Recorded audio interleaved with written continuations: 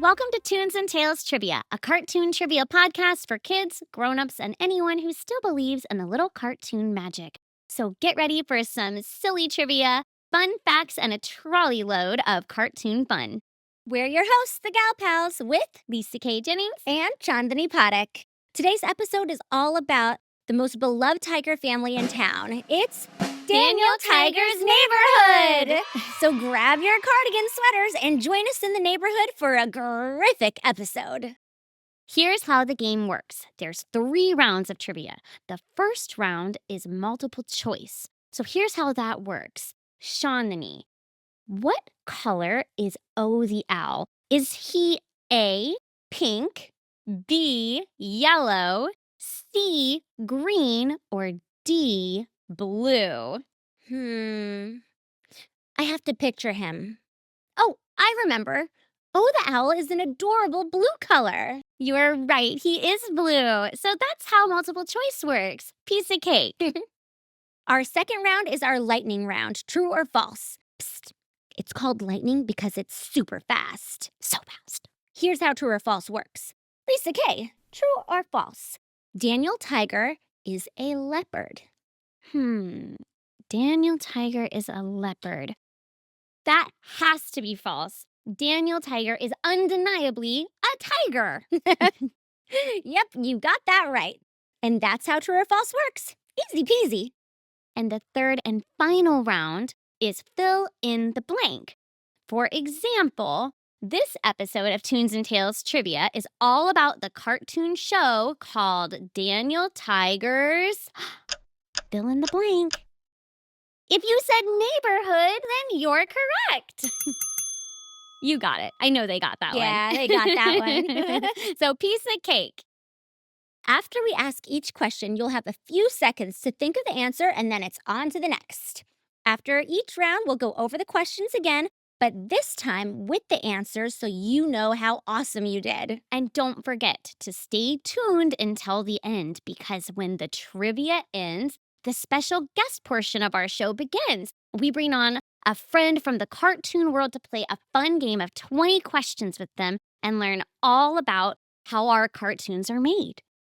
Lisa K, is it time to play the game yet? I'm just so excited. I can't wait another moment. It sure is, Chandani. So get ready, audience, and hop aboard the trolley and travel to the land of make-believe. Let's go! Round 1, multiple choice. Question 1. What color is Daniel Tiger's sweater? Is it A, green, B, red, C, blue, or D, yellow? Question 2. How do Daniel and his friends get around town? A bus, B, a car, C, a trolley, or D, a train? Question 3. She loves to do cartwheels and calls everyone Toots. Who is she? A, Mom Tiger, B, Katarina, C, Jody, or D, Miss Elena? Question 4. Where do Daniel and his family live? A, near the woods, B, in the mountains, C, near the beach, or D, in the country? Question 5. Who says Nifty Go Lifty? Is it A, O the Owl, B, Daniel Tiger, C, Mom Tiger, or D, Margaret? Question 6. What does Daniel call his grandfather? A, Grandpère, B, Pop, C, Gramps, or D, Papa? Question 7. He's Daniel Tiger's best friend. He wears a purple sweater, glasses, and a belt with a W on it. Who is he? Hint, King Friday is his dad. Is it A, Prince Tuesday, B, Music Man Stan, C, O the Owl, or D, Prince Wednesday? Question 8. What is Daniel Tiger's little sister's name? A. Mary, B. Susan, C. Baby Tiger, or D. Margaret? Question 9. What is Daniel's favorite stuffed animal's name? Bonus points if you also know what the color is. So your choices are A. Fluffy, B. Tiggy, C. Snuffles, or D. Max. What could it be? Question number 10. What does Daniel Tiger do when he says, "Let's use our imaginations"? Does he A. Twirl, B. Jump really high in the air, C. Wiggle his ears and close his eyes, or D. Purr?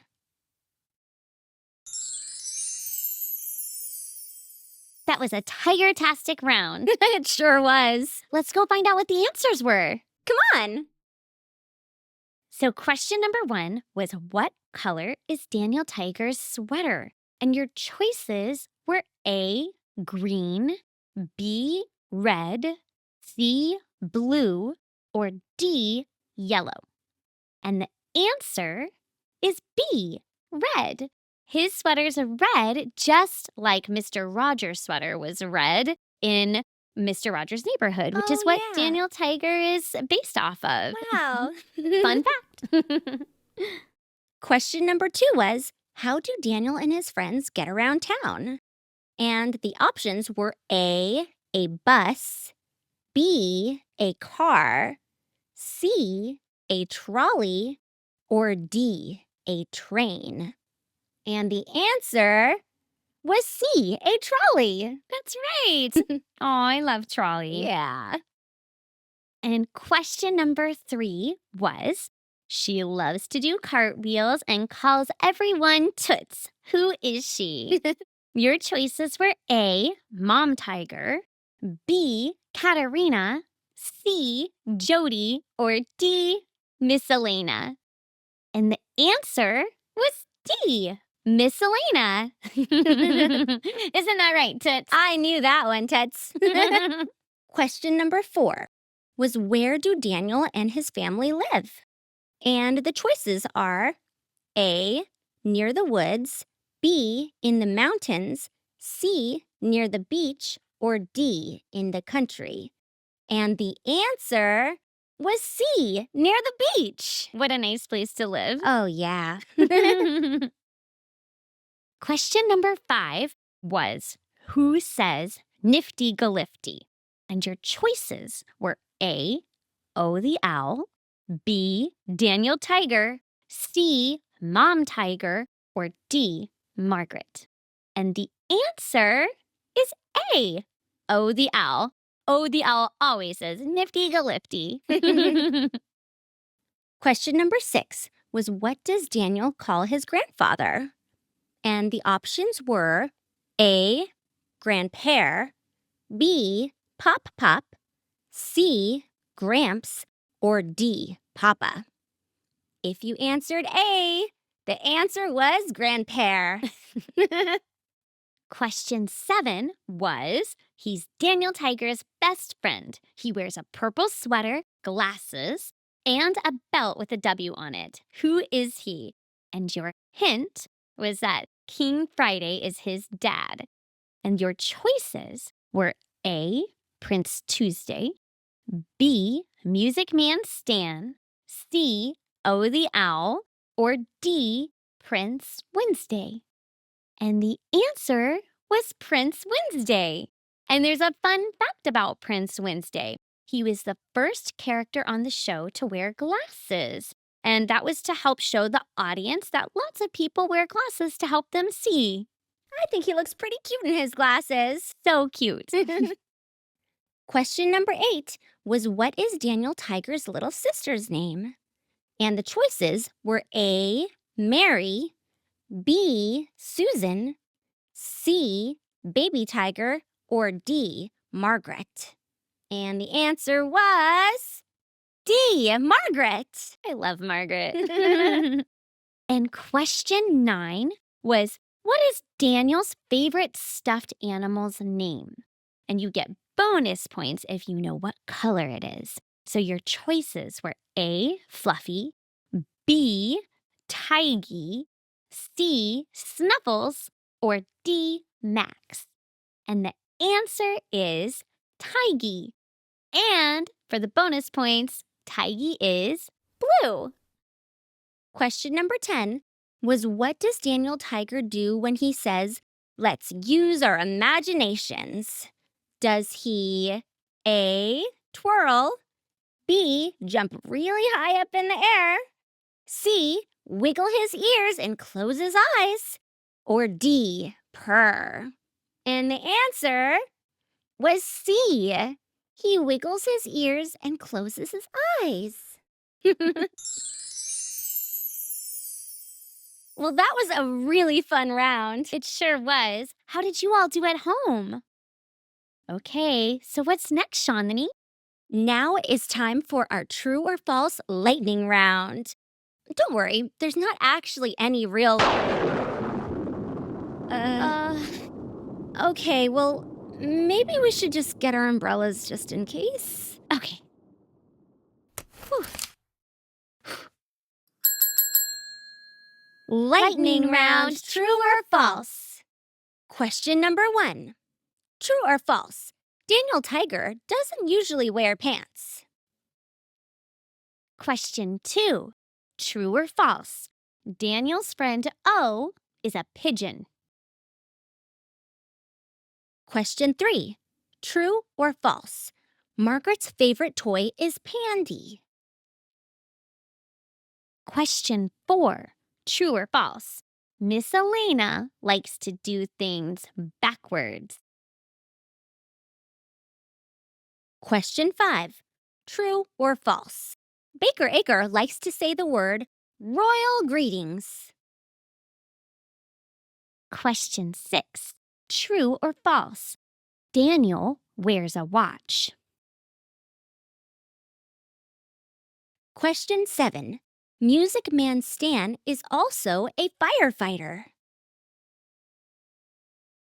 Question 8. True or false? Tiggy is named after Daniel's favorite superhero, Tiggy the Adventure Tiger. Question 9. True or false? Katarina's dress is pink. Question 10. True or false? O the owl loves to read. Wow, that was fast and so much fun. Let's see how they did. Okay. Question 1 was true or false? Daniel Tiger doesn't usually wear pants. And the answer is true.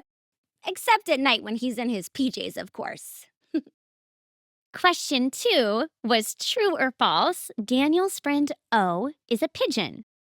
And the answer is false. He's an owl. I bet you got that. Yeah.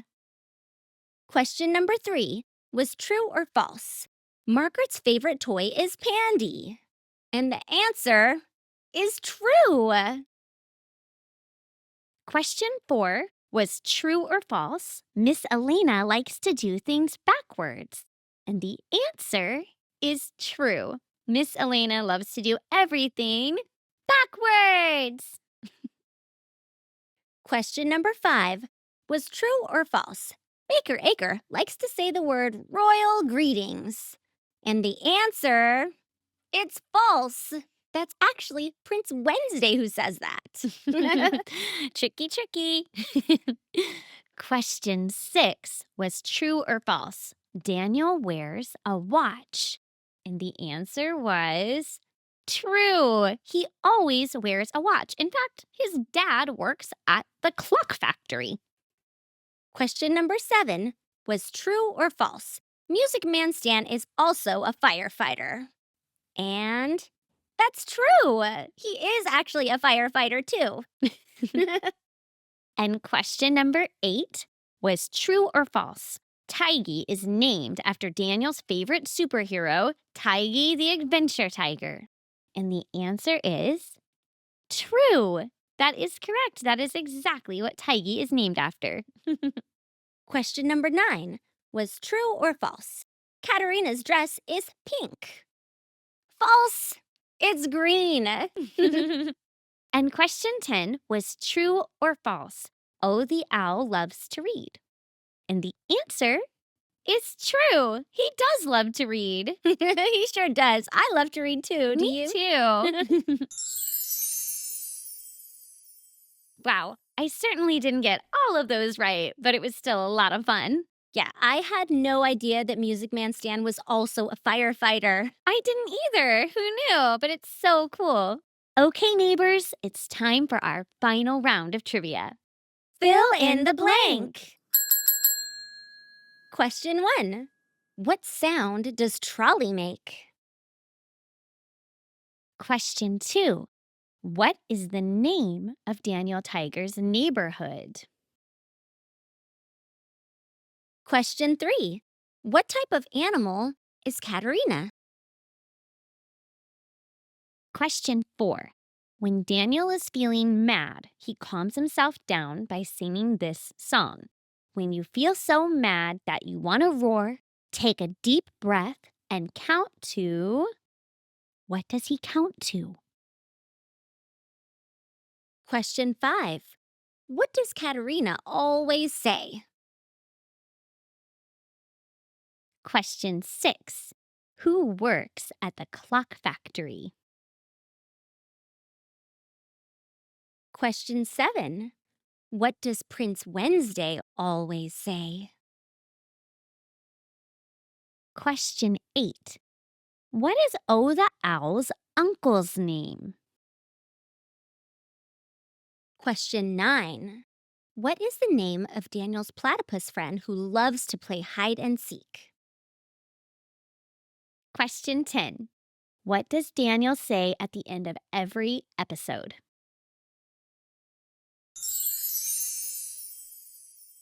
That was so fun. I think I knew most of them. How did you do? Let's go find out. Question number 1 was what sound does trolley make? And the answer is ding ding. Question number 2 was what is the name of Daniel Tiger's neighborhood? And the answer is the neighborhood of make-believe. I knew that one. Question number 3 was what kind of animal is Katarina? And the answer is she is a kitten or a cat. Question number 4 was when Daniel is feeling mad, he calms himself down by singing a song. When you feel so mad that you wanna roar, take a deep breath and count to... What does he count to? The answer is 4. That's a good jingle. Number 5 was what does Katarina always say? And the answer is meow meow. Question 6 was who works at the clock factory? And the answer is Dad Tiger, or Daniel's dad. That counts too.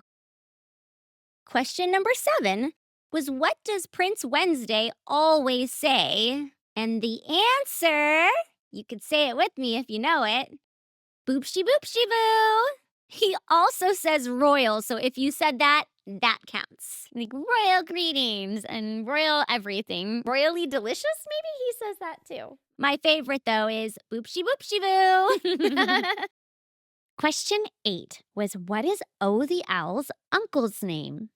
And the answer is X the Owl. And I love that because I just realized that that means the uncle is X and Oh the Owl is O, like X's and O's. They're hugs and kisses. Oh, wow. I never even thought about that before. That's so nice. Yeah, it's so cute. Question number 9 was what is the name of Daniel's platypus friend who loves to play hide and seek?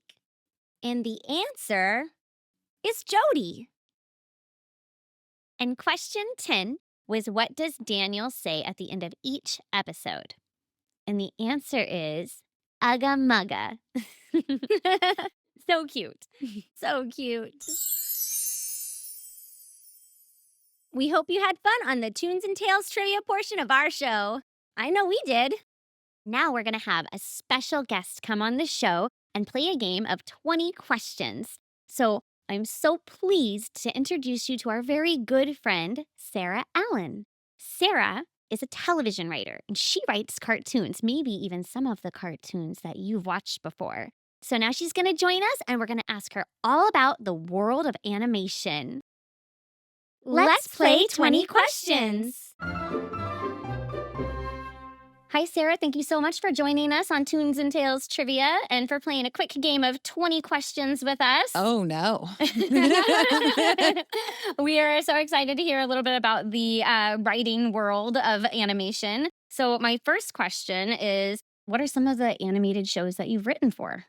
I have written for Rugrats. I'm wearing my Reptar socks, actually, which I don't think you can see, and Baby Shark's Big Show, and then Big Nate. I don't know if you guys have heard of that one. Oh, yeah. Great show. I heard it was fantastic. Yeah. One of the best. Yes, yes. And then I've also done punch-ups for a handful of other series and did some stuff for an unannounced show. So Will you tell our audience what a punch-up is? So a punch-up is when you have a script and it's good, but you're like, this could always be funnier because everything can always be funnier. And so you just sit around and think of ways to make things funnier, sillier, stupider. Just adding jokes and adding fun gags and bits. So you sit around in a room telling jokes all day. 100%. That's really fun. It's the best. Yeah. Bringing Sarah to up it. Make it funnier. That's cool. How did you first get into writing for cartoons? Very circuitously, actually. I grew up acting and was a huge theater kid, and I went to college for acting.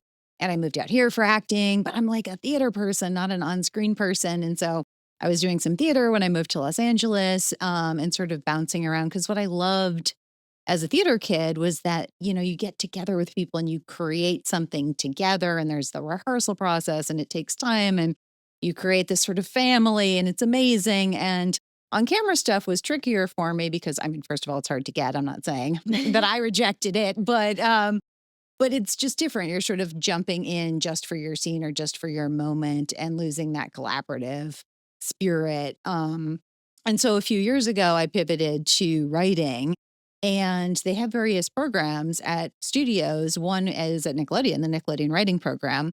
And so I got into that, which was sort of funny because I day jobbed as a nanny. I was taking care of kids for years and years and years. So I wasn't specifically thinking, oh, I want to get into animation, but I think it was my nanny experience, kid experience, writing experience, and theater that came together that made me a great fit for Nickelodeon. So yeah, that's how I got my start. I love that. I love that it all worked together. The nannying too, the day job worked right into like the passion. Yeah. That's great. Completely. Mm-hmm. Did you love cartoons as a kid, and which ones may have inspired you? See, now I grew up in a time long ago where we did not have tablets or like individual devices. So for the most part, I watched what my family wanted to watch, which was more live action. But I did, if I got up early on Saturday mornings, I was all the Smurfs. I was all about the Smurfs. I love the Smurfs. Smurfette. I was a Smurfette with the like plastic, totally toxic, non-breathable mask for, I think, 2 Halloweens. So cool. Smurfs, anything super like girly, like Pound Puppies and Rainbow Bright and all that. And then all the Charlie Brown specials. And my mom met Charles Schultz at a brunch when she was in college. And it was this amazing experience meeting him. And I guess he was really generous and incredible with his time and his thought, and signed a book for her. And so I think she encouraged, consumption of Charles Schultz material, which I stand by as a great, great in. Wow. All great choices. Really great choices. Yeah. And then, of course, when I was nannying or even babysitting, watching all those animated shows with kids, I got to sort of have a then second childhood with, children whose parents did let them watch cartoons. Yeah. What was the first cartoon you ever wrote? Rugrats. Ooh, wow. Yeah. And which was amazing because, when I was just babysitting as a teenager, I was watching Rugrats with kids and loved it so much. It was incredible. And so right when I was getting out of the writing program, the Rugrats showrunner, Kate Boudelier, who's this incredible woman, she gave me the opportunity to write a freelance episode for them, which was amazing and lovely. And she really guided me through the process and what we were doing and was such a mentor. It was amazing. And so that was my very first. That's an amazing first writing gig. Huge. Yeah. And to be part of that canon, that's been going on for so long was really neat. That's incredible. Yeah. So can you tell us what a normal day in the life of a TV writer is like? No, because I don't think there is one. And I think that's what makes it really fun. It depends on where we'd be at with a script. So it's, if you're starting, everyone's sitting around ideating and trying to figure out ideas. And that's usually not at work. That's like at 2 a.m. when you wake up to pee or in the shower or that kind of thing, that you come up with something that is a grain of an idea. So the first sort of productive, on-site experience is then sitting around with the other writers, because it's always collaborative and there's always multiple writers and you're talking and brainstorming. And a lot of times the best ideas are the ones where you're just like, I had this really stupid idea that is nothing. And you say the stupid idea. And then one of the other writers is like, that is stupid, but what if we did this? And then it would be hilarious, stupid, instead of just stupid. And then it goes from there. And, we start brainstorming a premise and really starting to write that out. So some days are sitting around in a writer's room, collaborating, talking about ideas, kicking stuff around. Some days are sitting around in a writer's room, eating candy and watching YouTube videos. And some days are, sitting around at home and like actually being serious and writing, and then not being serious and going to take a walk, because that's when you get the ideas, and then coming back. And Yeah. I think that any kids who are listening, you're selling them on being a writer. There's candy, there's Yeah. videos, there's telling shows. Yeah. Be a writer. yeah, it's really a good gig. Where do your story ideas come from? I think personal experience, but not so literally, not, oh, this happened to me and now I'm going to script it. But I think that story comes from character. And I think you look at these characters who are pre-existing, you're joining a show and these characters exist. And you look at the characters and you say, oh, like I experienced XYZ when I was 7 years old. What would it be like for this character who's so unlike me to experience that kind of thing? And then you're, creating, it's sparked by your own idea, but you're creating a whole different story, because the story is driven by who this character is, not by what happens. That character is going to respond in certain ways that are unique and, really specific to them. So How long does it take to write one episode of a cartoon, typically? it's hard to say because there's so much backing and forthing. So it's like you're chatting about it, then you're writing up a little premise about it. Then you're sending that off to the network executives who may or may not get back to you in any sort of timely fashion. And, you're waiting a lot. Finally, it does come back, and then you write. And it's an outline. And now that's being sent back and that's receiving feedback. And then the same thing with a first draft and a second draft. And so there's a lot of in between. It doesn't take that much time that you're actively doing something. It takes a lot of time that you're sort of waiting. And so you typically have multiple scripts going on at the same time, so that you're not just sitting around, waiting to hear back about something. A lot of it's not in your control, and you have to wait for a lot of. Sounds like Yeah. a different process and takes different steps. Yeah, which is fun though. And I mean, it is, you're receiving notes back on something that lives a certain way in your head. And a lot of times, like, things are so obvious to you because you wrote them, but you did not fill in the blanks on the page. And so it's fun to receive the notes back and see, how it's received and how, somebody who wasn't there inside your brain is perceiving this. Will you tell our audience like what a note means in writing? A note is usually, well, there's two kinds of notes. There's notes that are about the story. I don't think this makes sense. Like, this isn't clear to me. This doesn't feel like something this character would do. This feels too similar to something that you already wrote. Or a note might be something like, stop talking about farts. Kids don't want to hear about farts anymore. They don't? They don't? No. What kid doesn't? And I have some questions for children out there about why they don't find farts funny anymore. All the children I am acquainted with think farts are funny. Well, hopefully those children are going to grow up and become network executives and, parent council leaders. How do you go back to the network and argue that? Like, no, this one needs to stay. This tune needs to be heard. Awkward as an adult to go back and be like, but I find it funny. It's a very awkward convo. Do you write alone or do you write with a team of other writers? You brainstorm with the team and then write alone, typically. Oh, okay. Writing at home in your office. My Or cat in is your often bed. there. Or in my bed. Yeah. So the actual writing tends to take place. The one thing that is written sort of as a team will be on the board. And so when we're breaking the story is figuring out what's going to happen. And there's a series of things that need to happen in this episode. It's going to start here, and then this kind of thing is going to happen. So you'll lay out those things with your team together, filling in the jokes and who's going to say what and how we're going to get from A to B to C to D. That you're doing on your own. Just side question, where do you do most of your writing when you're at home? I mean, I started off ambitious and sat at my desk, but mostly at this point, I am pretty horizontal on my couch with my laptop balanced on my stomach. And, the cat is also there. So I love that. That sounds like a real raw answer because that's like, how do you You relaxed while you're. It's not ergonomically, good. Like I'm pretty sure that my body is breaking from working in that position. But it gets you the good jokes. Yeah. So it's worth it. Yeah. Speaking of jokes, how do you come up with funny jokes that work for kids and grown-ups too? That's interesting because that speaks to a bigger question where people are like, well, what's it like to write, for kids? And it's not different. You're writing about characters who are kids. And I think that's, you're not speaking down to your audience. Kids are smart. Kids are often smarter than adults. And so you're thinking about, okay, what's it like with any character? You're thinking about what's it like for this character in these circumstances as they go through their day. And so, maybe that character is a child. What's funny about the way that a child goes through the day? And then that's something that's universal. That's going to be funny to a kid. It's going to be funny to an adult. It's grounded in the experience of that character's circumstances rather than what do kids find funny? What do adults find funny?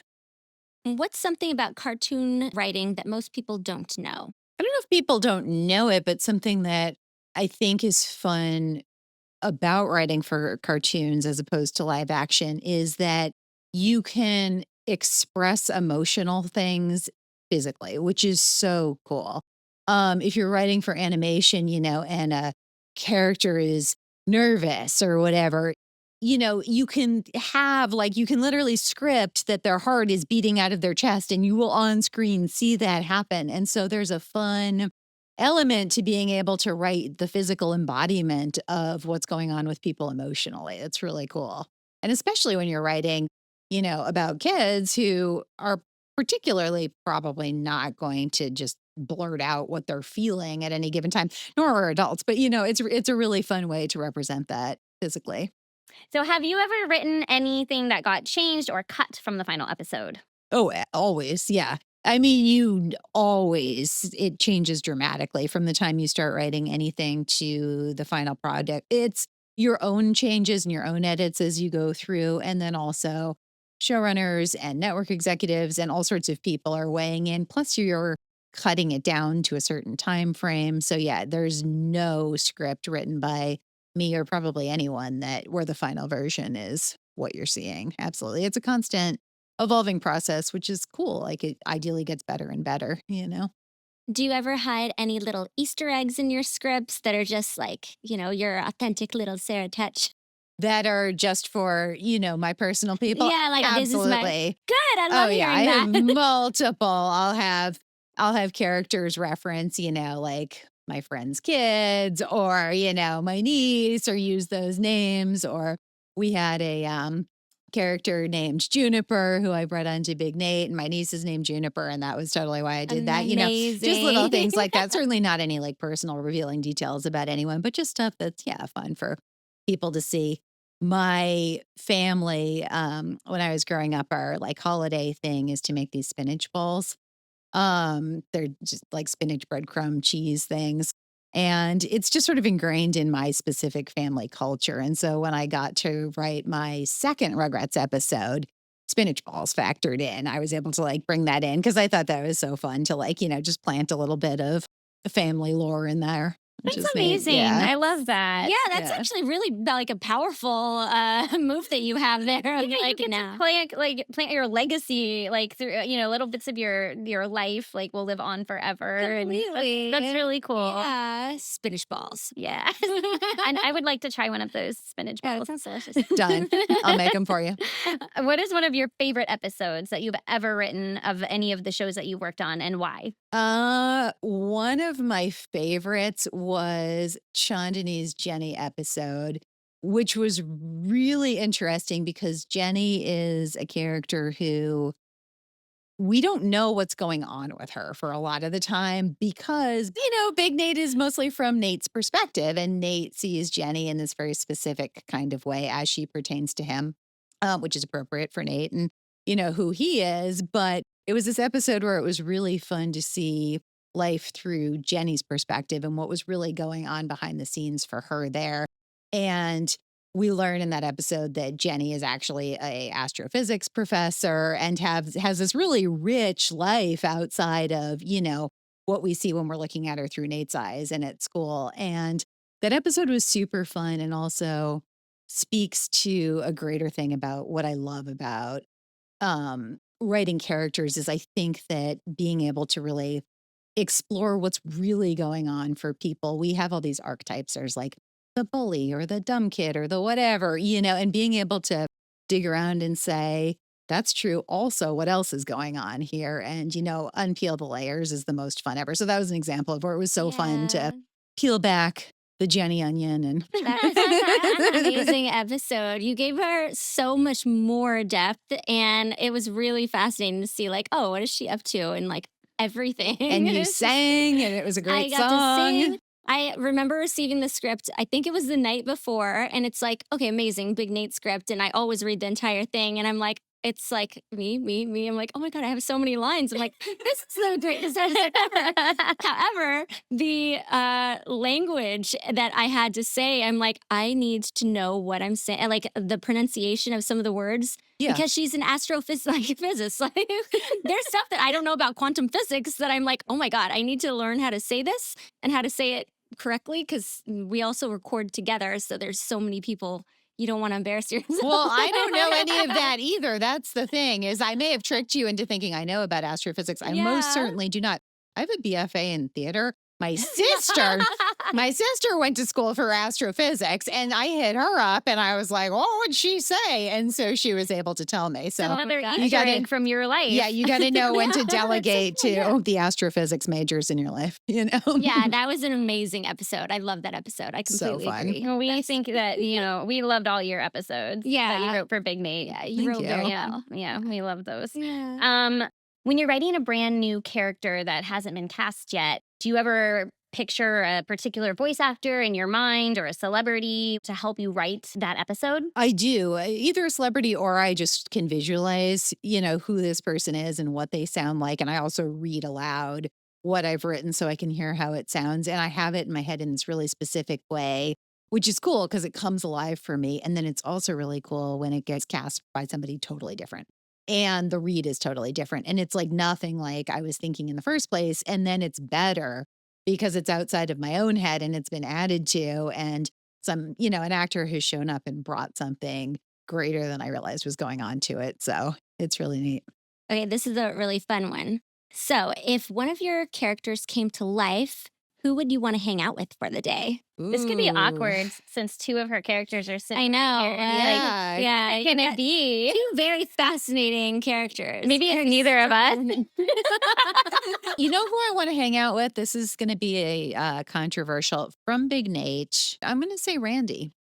Randy. Oh, wow. Yes. Randy. That's shocking. Randy is a hot mess. Yeah. That kid is a mess. But this goes back to like, there's so much going on with Randy and what's making him behave like that. And I want to know, and I want to hang out with him And I want to see more about what's going on because I think there's, still waters run deep. And You want to Randy's got psychoanalyze Randy. Yeah, for sure. You're intrigued. Yeah. But then I also kind of just want to chill with Tommy for Margaret. So, Oh, that'd be fun. That'd be really cute. Yeah, that'd be cute. So for our final question, what advice would you give to kids or anyone in the audience listening who want to write one day or write their own stories? Do it. I mean, there's always room and a desire and hope for more voices. And you specifically have something to say. And ultimately, people want to hear it and just write it. I mean, you have nothing to lose. You also don't have to decide. You don't have to say, ooh, I want to be a writer. Ooh, I want to, be a artist. You can still do these things and you can enjoy it and you can have fun and you can play with it and you can see if it's for you and don't feel overwhelmed like you're taking some huge leap. Just do it. Do it for yourself. And if that feels good, do it for your friends. And if that feels good, do it for the internet or, whoever. Yeah. Really good advice. I like that. That is really good advice. Just don't hesitate. Just get out there and do it. That's really good. We've Yeah, really enjoyed listening to all of your insights, and you've given such thoughtful answers. And just thank you so much fun for to be here. Thank you. Thank you for being on our show. Yeah, thank you for coming. Thank you. Thank you so much, Sarah, for coming on to Toons and Tales Trivia and playing a game of 20 questions with us. That's our show. So thank you for tuning in to Toons and Tales Trivia with your hosts, the Gal Pals, Lisa K. Jennings and Chandani Pathak. We hope you had fun. Please make sure to like and subscribe, and you can download our podcast wherever you get your podcasts from. See you next time, and stay tuned.